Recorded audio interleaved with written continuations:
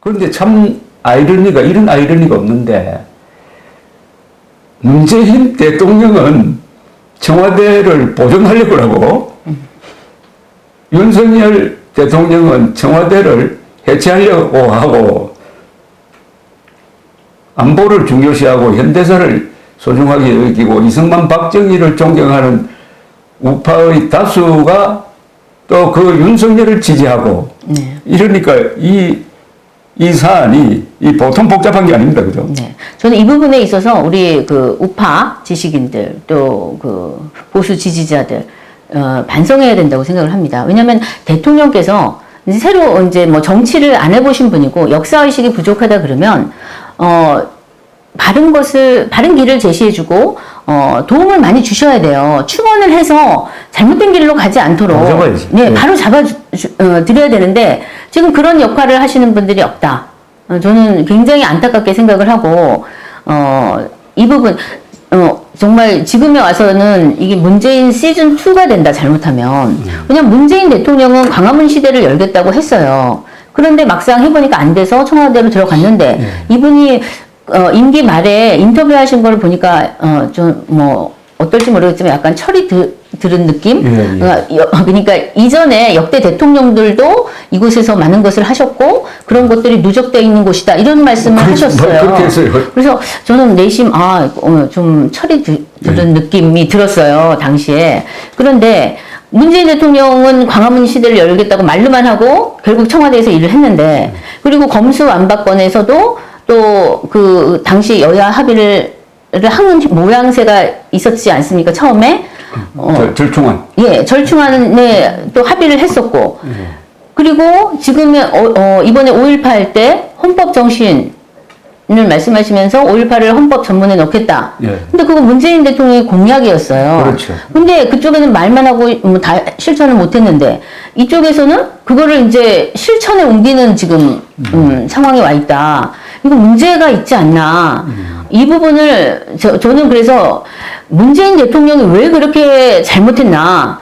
주변에 충원을 하는 분들이 없었어요. 잘못된 이념을 가지고 대통령에게 받은 소리를 안 하고 잘못된 길을 갈 때 바로 잡아줬어야 되는데, 대깨문이라고 하시는 분들 그냥 우리 이니 마음대로 하세요. 문재인 대통령 최고입니다. 뭐 이렇게 해가면서 아부성 발언이나 하고, 그러니까 결국 문재인 대통령이 자기 지지층들만을 위한 정치를 하시고, 그래서 5년 만에 이렇게 정권을 넘겨주게 된 거 아닙니까? 근데 지금 그러한 증상이 우파에 또 일어나고 있다. 예. 지금 우리 윤이 마음대로 하세요. 뭐 이런 식으로. 윤 마음대로 하세요. 네. 이렇게 하면 안 된다. 우리가 지지를 하더라도 비판적으로 지지를 하고 잘못은 잘못이다라고 알려줘야 되고, 그렇지 않으면 정말 우리 정치 지도자들을 귀하게 여기고 마치 자식을 키우는 심정으로 잘못이 있을 때는 어떨 때는 따끔하게 혼을 내기도 하고 잘하면 칭찬하고 이렇게 해야 되는데,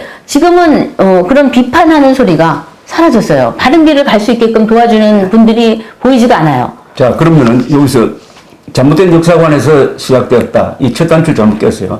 자, 두 번째 지적하고 싶은 게 이런 겁니다. 윤석열 대통령이 이런 결정하는 과정을 보면은 정보 판단을 잘못해요. 즉, 청와대 내부 사정에 대해서 잘 모르고, 청와대의 내부 구조라든지 기능에 대해서 잘 모르고, 옛날 정보를 가지고 청와대에 들어가면은 대통령과 비서들이 같은 건물에서 근무하지 않고 동떨어져 있고, 그래서 소통이 안 된다.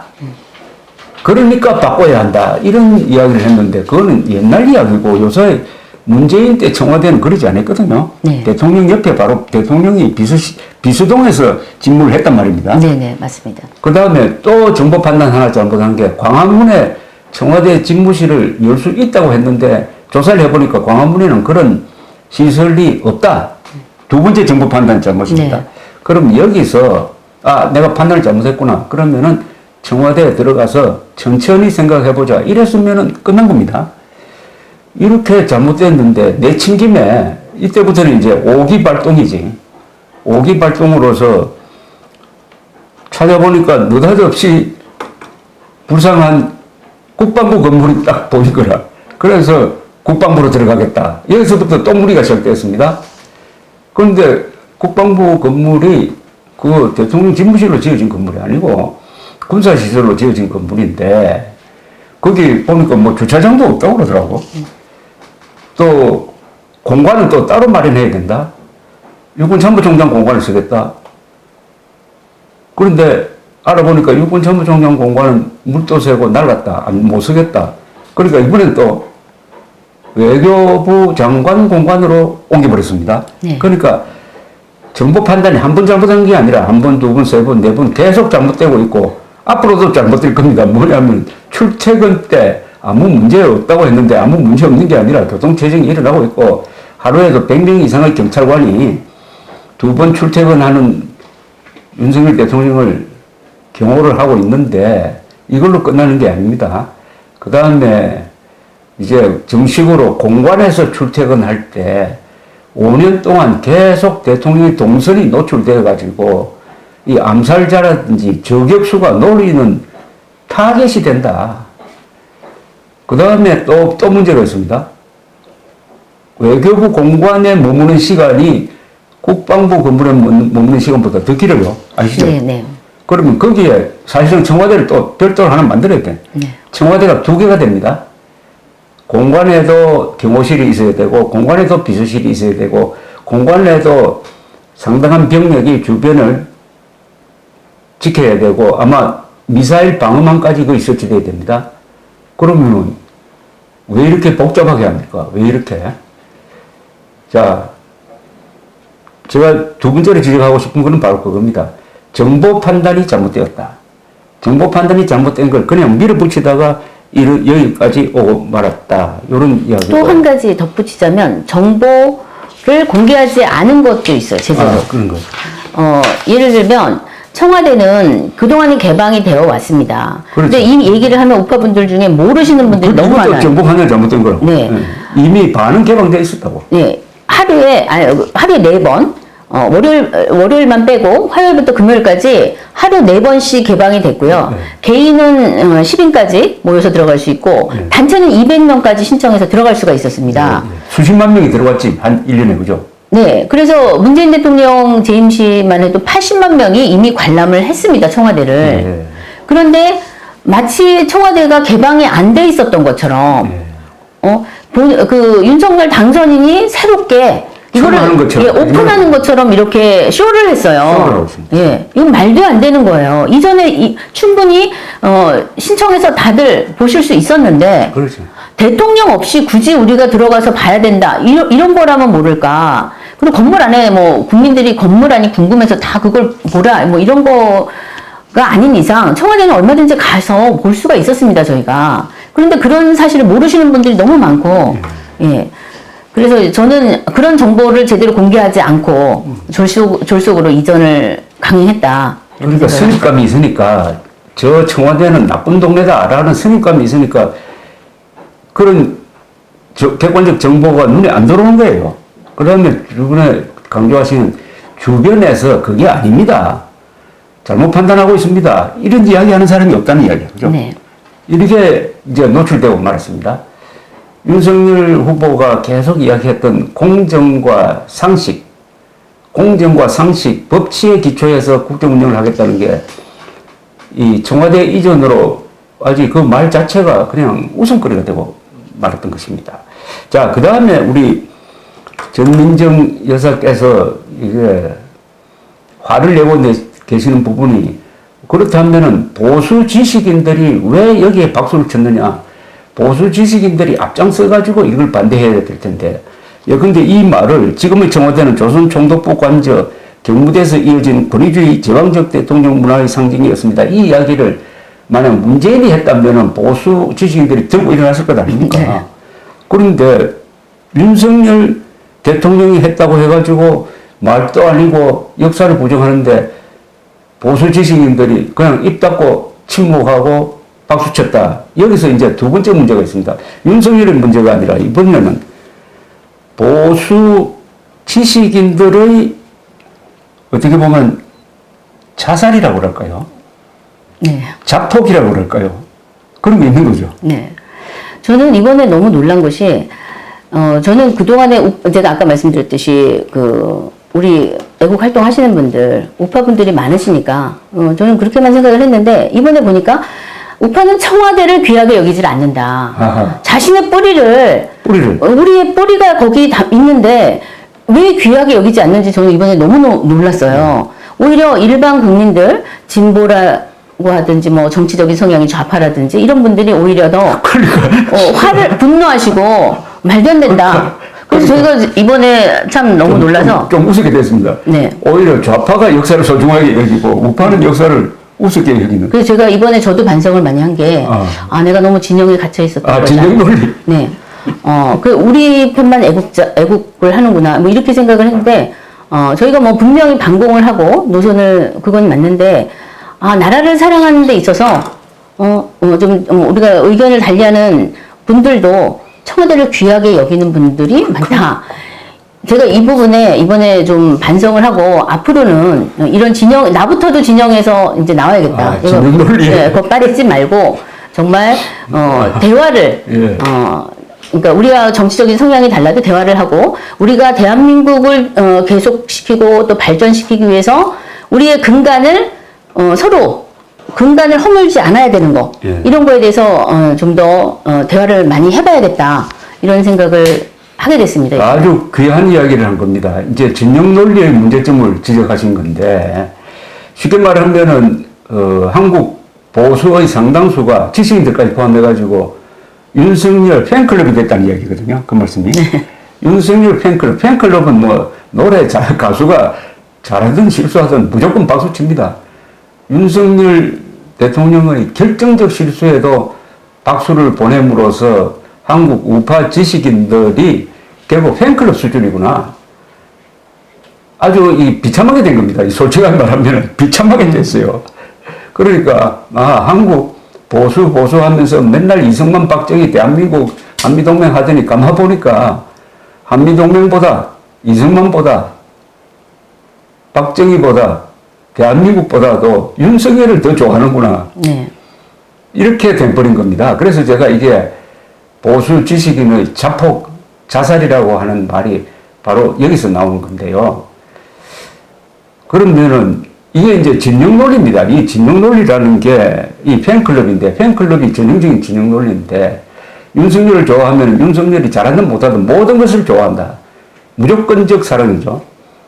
그렇지 않고 우리 전민정 여사 같은 분들의 입장은 비판적 지지죠. 그죠? 예, 물론이죠. 비판적 지지입니다. 네. 비판적 지지. 그러면 비판적 지지로 갈 거냐? 아니면 진영 논리로 갈 거냐의 선택입니다. 그런데 제가 가만히 들다 보니까 한국 우파에서 한 60%는 거의 팬클럽 수준이라고 보여요. 나머지 한 30%가 비판적 지지 정도로 보는데, 이게 팬클럽도 필요합니다. 또 어느 정치인도 팬클럽이 강합니다.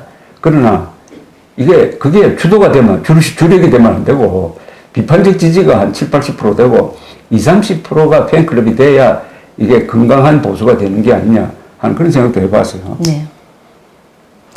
네, 저는 그래서 이번에, 사실 많이 실망을 했고, 어쩌면 이제 어렵게 이기지 않았습니까? 0.73%로 차이로 승리를 했기 때문에, 그 승리가 더욱 귀해서. 그렇죠. 더 귀하죠. 예, 그래서 어떻게든지 그 대통령이 흔들리지 않도록, 무조건 지지를 해야겠다.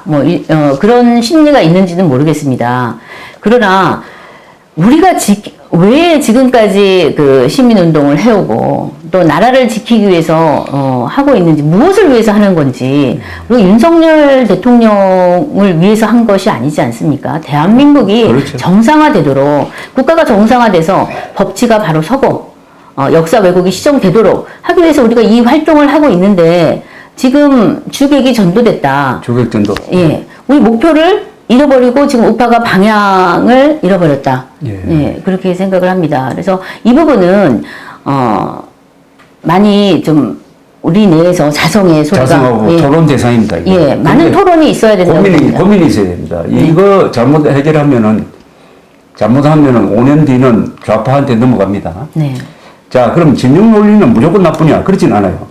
진영 논리가 필요합니다. 전쟁할 때는 진영 논리입니다. 그게 무조건 진영 논리예요. 진영 논리, 죽고 사는 문제니까. 그리고 선거 때도 진영 논리가 필요하다고 봅니다. 저는 선거 때. 그러니까 이재명이냐, 윤석열이냐, 일때는 진영 논리가 필요하다고 봅니다. 그러나 선거 다 끝나고 이제 구체적으로 국정을 운영해야 되는 이런 평화 시기에 들어가면은 정책 문제가 제기되고 그 정책에 대해서는 하나하나 시비를 가려야지 여기에 진영 논리를 여기까지 막 적용을 해버리면은 이게 안 된다는 거죠. 제 말씀 아시겠죠? 네네. 전쟁을 할 때는 진영 논리. 그러나 선거가 끝난 다음에까지 진영 논리에서 허우적대면은 사람이 우습게 되고 인생이 우습게 된다 이겁니다. 그러면은 지금 청와대 이전에 박수를 쳤던 분이 윤석열 대통령이 청와대 이전을 잘못해가지고 그것 때문에 망하고 정권을 5년 뒤에 넘겨주게 생겼다. 그럼 그때도 박수 쳤던 분은 뭐라고 할 겁니까? 같이 망하는 겁니까? 어떻게 되는 겁니까? 그때 자신이 얼마나 비참하게 될지를 생각해야 될 것 아닙니까? 그러니까 그래서 제가 우리 전민정 선생님이 아마 이 운동을 하면서 절실하게 느꼈다는 그 화두가 굉장히 소중한 겁니다. 한국의 보수 운동은 무슨 가치에 입각해야 될 것이냐. 그러면은 새로운 기준을 하나 만들어야 되는데 어떤 게 있을까요? 일단은 저는 이제 이번에 저희가 토론회를 이제 1차, 2차 두 번 했는데, 많은 논의가 필요하다. 네. 공론의 장을 만들어서 의견을 조율하고, 저희가 윤석열 정부가 잘못되도록 하기 위해서 이 운동을 하는 것이 아닙니다. 그렇지. 윤석열 정부가 제대로 하도록 바른 길을 가도록 하기 위해서 지금 하는 건데 일단은 공론의 장을 만들고 그리고 저는 이제 앞으로 계획이 그 진보 쪽이나 좌측에 계신 분들도 이 부분에 대해서 서로 어떤 생각을 갖고 있는지 논의하고 또 교류하고 이게 지금 진영이라는 걸로 인해서 완전히 갈라치기가 돼서 문재인 대통령 때 정말 많은 분들이 혈압약 드신 분도 많은데 본인 편만 위해서 정치를 하지 않았습니까? 딱 갈라치기라고 반대편에서 하는 얘기는 아무리 좋은 얘기를 듣지를 않았어요. 지금 대한민국이 그러면서 지금 많은 위기가 왔는데 이제는 이런 단절된 대화 또 우파 내에서도 뭔가 비판적인 목소리를 낼 때 그걸 억누르려고 하지 마시고 이거를 겸허히 수용하고 또 발전적인 대안을 만들어가고 중요한 건 저희가 대안을 만들어야 되는데 5년 후에 어떻게 할 것인가.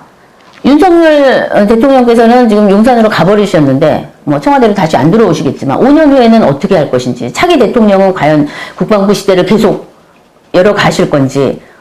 근데 제가 볼 때는 그럴 가능성이 낮다고 봐요. 그럼 앞으로 어떻게 될 겁니까? 이 문제가 앞으로 어떻게 진행될 겁니까? 지금 좌파 측에서는 침묵하는 데가 많은데 세종시로 갔으면 하시는 분들도 많아요. 세종시로 가자고. 예. 예.